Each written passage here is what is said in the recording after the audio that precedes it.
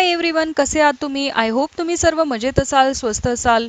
मी युगंधरा स्वागत करते आहे तुमचं आपल्याच यूट्यूब चॅनलमध्ये, ज्याचं नाव आहे learn all subjects with Yugandhara. So friends, आपण 6th स्टँडर्डच्या जनरल सायन्स या सब्जेक्टचा स्टडी करत आहोत. सो जसं की तुम्ही व्हिडिओ लेक्चरमध्ये पाहत आहात, आपले 6th स्टँडर्डचे जनरल सायन्सचे टेक्स्टबुक ओपनच आहे. सो फ्रेंड्स, प्रिव्हियस व्हिडिओ लेक्चरमध्ये आपण 2nd चॅप्टरला सुरुवात केली होती. द लिव्हिंग वर्ल्ड या चॅप्टरला सुरुवात केली होती. सो याच चॅप्टरचा रिमेनिंग पार्ट आपण आजच्या व्हिडिओ लेक्चरमध्ये कव्हर करणार आहोत. तुम्ही जर प्रिव्हियस लेक्चर व्हिडिओ पाहिली नसेल तर नक्की बघा. मी या व्हिडिओच्या डिस्क्रिप्शन बॉक्समध्ये प्रिव्हियस लेक्चर व्हिडिओजचे लिंक्स प्रोव्हाइड करेन. त्या लिंक्सवर क्लिक करून तुम्ही आपले प्रिव्हियस लेक्चर्स बघू शकता. So friends, let's start. Excretion. So what is mean by excretion? आपल्याला पिक्चर 2.8 मध्ये दिसतंय अ ट्री शेडिंग लीव्स, म्हणजे या झाडाची पानगळ झालेली आपल्याला दिसतीये. Okay. Waste substances are formed during the many processes that take place in the bodies of animals.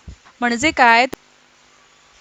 काय तर ॲनिमल्सच्या बॉडीमध्ये होणाऱ्या अनेक प्रोसेसेस मधून वेस्ट सबस्टन्सेस म्हणजेच काय तर निरुपयोगी आणि टाकाऊ पदार्थ जे तयार होतात, these are called excreta.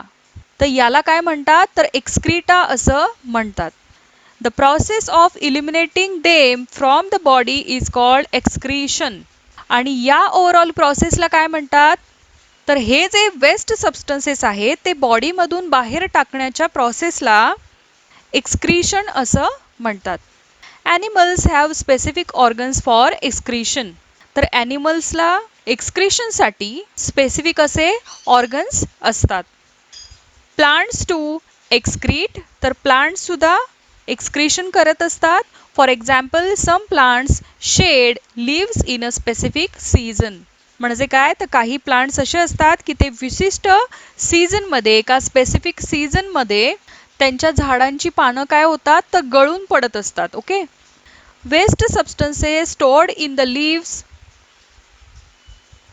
Of plants are shed along with the leaves. म्हणजे काय तर प्लांट्सच्या लीव्समध्ये, पानांमध्ये साठलेले जे एक्सक्रीटा असतात ते लीव्स सोबत काय होतात तर गळून पडतात.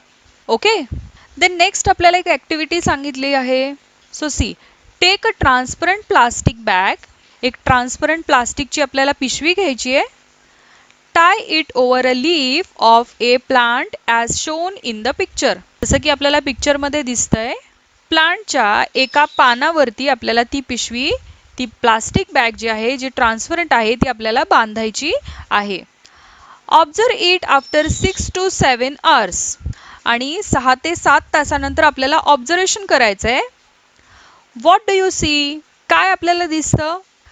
Droplets of water collect on the inside of the bag. म्हणजे काय, बॅगच्या पिशवीच्या आतील बाजूस आपल्याला काय दिसतात तर पाण्याचे ड्रॉप्स दिसतात, पाण्याचे थेंब दिसतात. It means that plants excrete water in the form of vapour. So याचाच काय अर्थ आहे तर प्लांट्स जे आहेत ते वॉटर वेपरच्या रूपामध्ये काय करतात तर एक्सक्रीट करतात.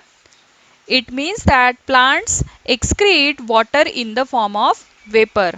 म्हणजे बाष्पाच्या स्वरूपामध्ये, वॉटर वेपरच्या स्वरूपामध्ये प्लांटने काय केलेलं आहे तर वॉटर एक्सक्रीट केलेलं आहे. So excretion is a characteristic of living things. म्हणजेच काय तर एक्सक्रीशन हे लिव्हिंग थिंग्सचे काय आहे तर लक्षण आहे, कॅरेक्टरिस्टिक आहे. सो पहा, आपल्याला इथे काही पिक्चर्स दिलेले आहेत. Picture 2.9, excretion on the leaves of a plant. म्हणजे काय तर आता आपण जे ॲक्टिव्हिटी पाहिली तर त्या ॲक्टिव्हिटी प्रमाणे पहा, इथे पण काय दिसतंय तर पानाला एक ट्रान्सपरंट प्लास्टिक बॅग बांधलेली आहे. आणि बॅग बांधल्यामुळे काय झालेलं आहे तर पानामधून वॉटर वेपर बाहेर आलेले आहेत, बाष्प बाहेर आलेले आहे पाण्याच्या स्वरूपामध्ये. Okay. Observe and discuss. Have you experienced this? What happened immediately after the following actions. म्हणजे आपल्याला काही ऑब्झर्वेशन करायला सांगितलं आहे, त्याचबरोबर आपल्याला डिस्कस करायचं आहे. त्यासाठी आपल्याला काही पॉईंट्स दिलेले आहेत. सो फर्स्ट पॉईंट आहे, light flashed suddenly into your eyes. म्हणजे डोळ्यावर अचानक आपल्या लाईट पडली किंवा प्रकाश पडला की काय होतं आपल्याला. Then second, suddenly you felt a pinprick. म्हणजे काय, तर हाताला आपल्या अचानक कुणी चिमटा काढला किंवा टाचणी टोचली तर काय फील होतं आपल्याला, काय एक्सपिरियन्स होतो आपल्याला. Then third, the leaves of the mimosa plant were touched. म्हणजे इथे पहा आपल्याला पिक्चरमध्ये दाखवलंय की हे जे मिमोजा प्लांट आहे, ज्याला आपण आपल्या बोलीभाषेमध्ये काय म्हणतो तर लाजाळूचं झाड, तर या लाजाळूच्या पानांना जेव्हा आपण हात लावतो तेव्हा काय होतं. आणि fourth, at sunset lamps on the street or courtyard are lit and insects gather around the lamps. म्हणजे काय, सनसेट होण्याच्या वेळी अंगणातील किंवा स्ट्रीटवरील म्हणजे रस्त्यावरील जे दिवे असतात, जे लॅम्प्स असतात, ते लागले आणि त्याच्या भोवती इन्सेक्ट्स फिरत असतात, त्याच्याच भोवती रिव्हॉल्व करत असतात. तर या गोष्टी आपण अनेक वेळा एक्सपिरियन्स केलेल्या आहेत. नेक्स्ट पहा, पिक्चर 2.10 मध्ये आपल्याला काय दाखवलंय, a potted plant responsiveness and movement. म्हणजे काय, तर कुंडीमध्ये आपल्याला एक प्लांट दिसतंय, responsiveness to stimuli and movement. Living things act in various ways when responding to a stimulus. म्हणजे काय, तर स्टिम्युलसला आपल्याला ज्या वेळेला रेस्पॉन्ड द्यायचा असतो किंवा आपण स्टिम्युलसला रेस्पॉन्ड देतो तेव्हा लिव्हिंग थिंग्समध्ये वेगवेगळ्या ॲक्ट होतात. If you suddenly enter a cost, the cows and buffalo stand up, begin to move, one or two may even start moving. These are all movements. म्हणजे काय, तर काऊज म्हणजे गाई आणि बफेलोज म्हणजे म्हैस, तर यांच्या गोट्यात अचानक जर प्रवेश केला आणि त्यांचे उभे राहणे म्हणजे इकडून तिकडे फिरणे आणि एखाद्या गायीचे हंबरणे, तर या ज्या सर्व ऍक्टिव्हिटीज असतात ह्या त्यांच्या काय आहेत, तर मुवमेंट्स आहेत म्हणजेच हालचाली आहेत. अ creeper planted in the courtyard leans towards a support. म्हणजे अंगणामध्ये लावलेली जी वेल असते ती सुद्धा पोटच्या म्हणजे आधाराच्या डिरेक्शनने काय होते तर झुकते. A potted plant placed in a window grows towards sunlight. It means that plants too show movement. तर पहा, कुंडीमध्ये लावलेली जी प्लांट असते, वनस्पती असते, तर ती खिडकीत ठेवली तर ती सूर्यप्रकाशाकडे कशी होते तर झुकते. म्हणजेच ही सुद्धा तिची काय आहे तर मुवमेंट आहे, हालचाल आहे. So living things move of their own accord. म्हणजे लिव्हिंग थिंग्स मध्ये मुवमेंट होणं, हालचाल होणं ही सुद्धा एक ऍक्टिव्हिटी आहे.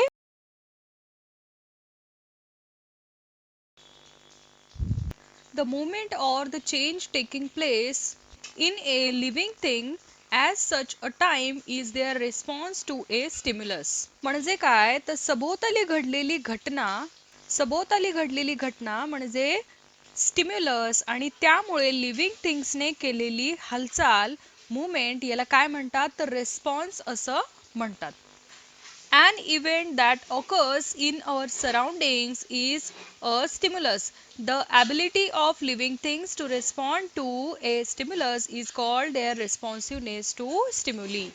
म्हणजे काय, तर सभोवताली घडलेली घटना, फॅक्ट म्हणजे स्टिम्युलस आणि त्यामुळे लिव्हिंग थिंग्सने केलेली हालचाल, मुवमेंट, याला काय म्हणतात तर रेस्पॉन्स असं म्हणतात. आणि स्टिम्युलीला रिस्पॉन्स देणाऱ्या ॲबिलिटीला, क्षमतेला रेस्पॉन्सिव्हनेस टू स्टिम्युली असं म्हणतात. So responsiveness to stimuli is a characteristic of living things. म्हणजे काय, रिस्पॉन्सिव्हनेस टू स्टिम्युली हे एक लिव्हिंग थिंगचे काय आहे तर कॅरेक्टरिस्टिक आहे, लक्षण आहे. त्यानंतर नेक्स्ट कॉन्सेप्ट आपण बघणार आहोत, reproduction. Living things produce other living things like themselves. Some animals give birth to their young ones. Some lay eggs. Their young ones hatch out of the eggs. New plants are produced from the seeds, stems, or leaves of plants. So, the process by which a living thing generates a new living thing like itself is called reproduction or procreation. म्हणजे काय, living things स्वतःसारखा दुसरा living thing निर्माण करतात आणि काही जे living things असतात ते पिल्लांना जन्म देतात आणि काही जे लिव्हिंग थिंग्स असतात तर ते अंडी घालतात आणि त्यातून पिल्लांचा जन्म होतो. आणि प्लांट्सच्या सीड, स्टेम्स आणि किंवा लिव्स, तर यापासून प्लांट्सची नवीन रोपे किंवा नवीन प्लांट्स तयार होतात.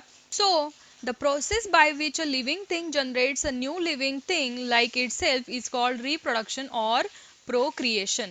म्हणजे लिव्हिंग थिंग्सच्या स्वतःसारखा दुसरा लिव्हिंग थिंग निर्माण करण्याच्या या प्रोसेसला, या क्रियेला काय म्हणतात तर रिप्रोडक्शन असं म्हणतात किंवा प्रोक्रिएशन असं म्हणतात. So reproduction is a characteristic of living things.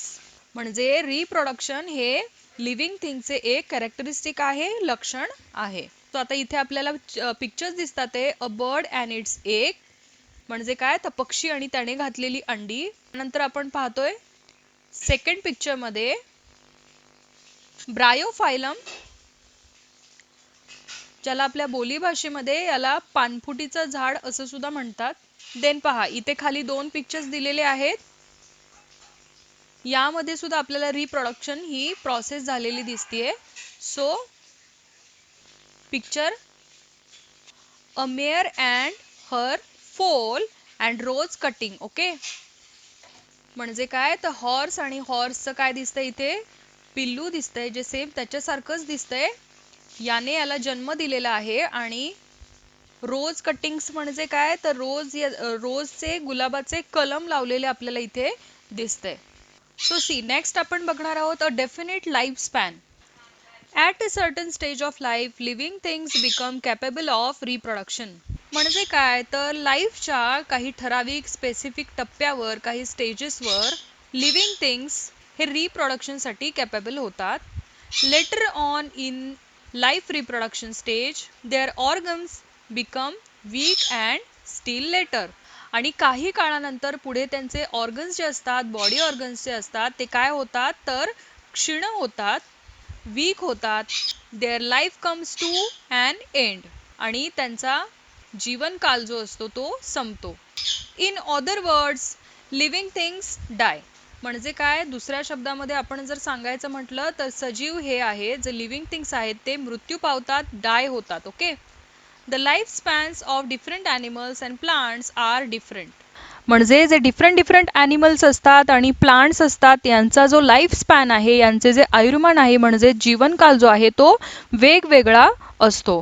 For example the life span of the dog is about 12 to 18 years while the ostrich lives for 50 years. म्हणजे काय तर डॉगचा लाईफ स्पॅन किती असतो तर मॅक्झिमम 12 to 18 years एवढा असतो. पण जे ऑस्ट्रिच असतात, जे शहामृग असतात, हे जे पक्षी आहेत ते किती वर्ष जगतात तर सुमारे 50 वर्ष एवढे जगतात. You may have wondered that what exactly the living things are, how they came into being and so on. म्हणजे लिव्हिंग थिंग्स नेमके कसे आहेत आणि ते कसे तयार झालेत, कशापासून तयार झाले आहेत असे प्रश्न तुम्हाला पडले असतील. सो डू यू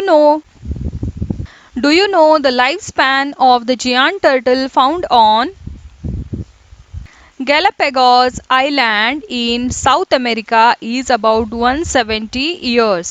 म्हणजे काय तर साऊथ अमेरिकेमधील गॅलापेगॉस या आयलँडवर आढळलेलं जे जियांट टर्टल होतं म्हणजेच काय महाकासव होतं, याचं लाईफस्पॅन, याचं आयुर्मान सुमारे किती होतं तर अबाउट 170 इयर्स म्हणजे 170 वर्षांचं होतं. On the other hand, the lifespan of the mayfly ranges from 1 hour to 24 hours. आणि जे मेफ्लाय हे जे इन्सेक्ट्स असतात, हे जे कीटक असतात, तर यांचं मात्र लाईफस्पॅन किती आहे तर 1 तासापासून ते 24 तासापर्यंत असते, 1 to 24 hours. सो इथे पिक्चरमध्ये आपल्याला जियांट टर्टल दिसतंय, जियांट टर्टल. ओके, जे गॅलापॅगोस या आयलँडवरती सापडलं होतं साऊथ अमेरिकेमधल्या, आणि इथे आपल्याला दिसतंय मे फ्लाय. ओके, सो याचं जीवनमान जे आहे ते 1 ते 24 तासांनी एवढंच असतं. मात्र as compare to mayfly या जियांट टर्टलचे लाईफस्पॅन किती आहे तर 170 इयर एवढं आहे. सो सी आता इथे आपण काय पाहत आहोत अ वॉल. ओके, म्हणजे भिंत. आणि हे काय पाहत आहोत आपण अ हनी कॉम्ब म्हणजे काय तर मधमाशीचे पोळे. You may have seen the small compartments of a honeycomb. These compartments are joined together to form a honeycomb. A wall has bricks. To construct a wall we firmly join the bricks together. म्हणजे काय तर हे जे आपल्याला पोळं दिसतंय मधाचं पोळं, तर याचे आपल्याला लहान लहान भाग झालेले दिसतात आहे. ओके, म्हणजे काय तर कप्पे दिसतात आहे आपल्याला. हे जे कप्पे आहेत तर ते एकमेकांना जोडले गेल्यामुळे हे जे मधाचे पोळे आहेत ते तयार झालेले आहेत. आता पहा, इथे आपल्याला वॉल पण दाखवली आहे. तर या घराच्या भिंती सुद्धा कशाने बनलेल्या असतात तर विटांनी बनलेल्या असतात. आणि या ज्या सर्व विटा आहेत त्या एकमेकांशी जोडल्या की काय होते तयार, भिंत तयार होते, वॉल तयार होते. To construct a wall we firmly join the bricks together. म्हणजेच काय तर जेव्हा या सर्व विटा आपण एकमेकांशी जोडतो तेव्हा काय होते तर वॉल तयार होते. तर नेक्स्ट आपण बघणार आहोत सेल्युलर स्ट्रक्चर. सो पहा, इथे आपल्याला पिक्चर्स दिलेले आहेत. फर्स्ट पिक्चर आहे अमिबाचे, ओके, आणि सेकंड आहे पॅरामोशियमचे. So living things are made of small units called cells. म्हणजे काय, लिव्हिंग थिंग्स ज्या लहान लहान घटकांनी म्हणजे स्मॉल युनिट्सनी बनलेले असतात त्यांना काय म्हणतात तर सेल्स असं म्हणतात. All the actions and processes in the bodies of living things are brought about with the help of these microscopic cells. म्हणजे लिव्हिंग थिंग्सच्या शरीरातील सर्व ज्या ॲक्टिव्हिटीज असतात, सर्व ज्या क्रिया असतात या कशा असतात तर या सूक्ष्म सेल्सच्या म्हणजेच काय तर मायक्रोस्कोपिक सेल्सच्या मदतीने साह्याने काय होतात तर पार पडतात. Some living things are made of a single cell. So काही जे लिव्हिंग थिंग्स असतात ते एका सेल पासूनच बनलेले असतात, सिंगल सेल पासून बनलेले असतात. These are called unicellular organisms. So यांना काय म्हणतात तर युनिसेल्युलर ऑर्गॅनिझम असं म्हणतात. On the other hand the living things that are made of many cells are called multicellular organisms. आणि काही जे लिव्हिंग थिंग्स असतात ते अनेक सेल्सचे बनलेले असतात. ओके, एकापेक्षा जास्त सेल्सचे बनलेले असतात. सो त्यांना काय म्हणतात मल्टीसेल्युलर ऑर्गॅनिझम असं म्हणतात.